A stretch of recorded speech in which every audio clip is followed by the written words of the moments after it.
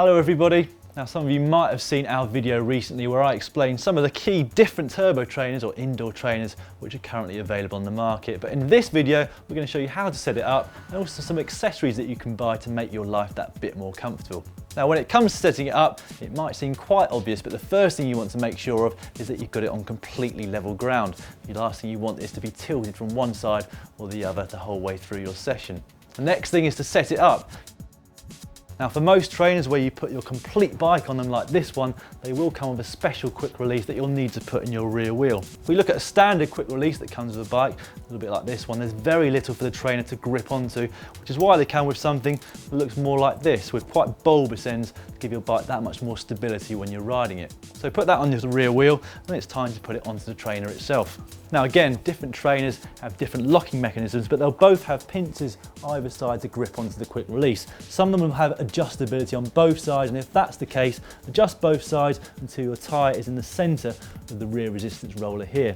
And as you're doing this mechanism up here, however it looks, try and make sure that there's no cables in the way that you're likely to crimp around here, especially if you've got an expensive electronic group set. And whilst we're on a similar subject, when you're actually riding a bike and this rear wheel is spinning very fast, make sure there's no pet or young children who might get something trapped there.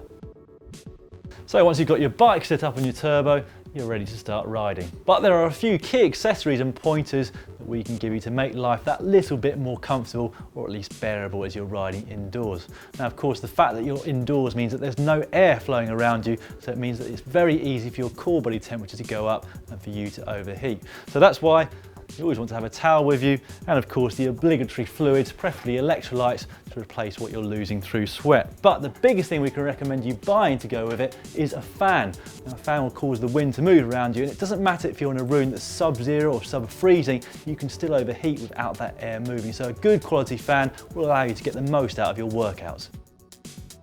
If you think that you're going to be training indoors a lot and you've got a trainer like this one where your tyre is pushed against a resistance roller here, it might be worth investing in one of these, which is a training specific tyre, which won't wear down anywhere near as quickly as a normal one. Also, whilst we're on the subject of this resistance roller, never put your brakes on whilst your rear wheel is moving, because the rear wheel will stop, this roller won't, and you risk burning through the tyre.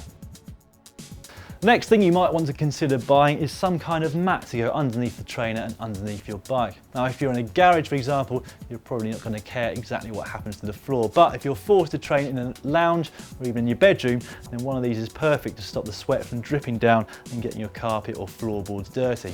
We've also got a riser block here at the front. Now as you can see, this rear wheel is elevated slightly on this trainer, so to get your bike in the same level as it would be out on the road, you need to rise the front wheel an equal amount. You can get specific riser mounts like this one, but they will of course set you back some money. If not, you can just use a book or two. I tend to use Every Second Counts by Lance Armstrong and Positively False by Floyd Landis to give me the perfect elevation.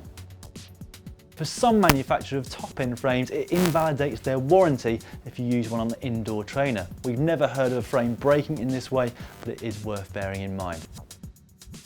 The other thing to consider is that, let's face it, training indoors is fairly monotonous and boring. So you might want to make the time go along a bit quicker by watching a movie, a TV program, listening to some music, or sometimes turbo trainers come with specific DVDs, or better yet, why not watch one of GCN's training videos.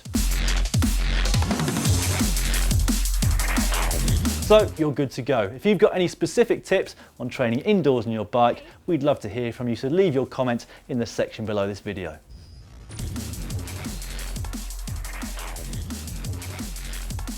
"15 seconds.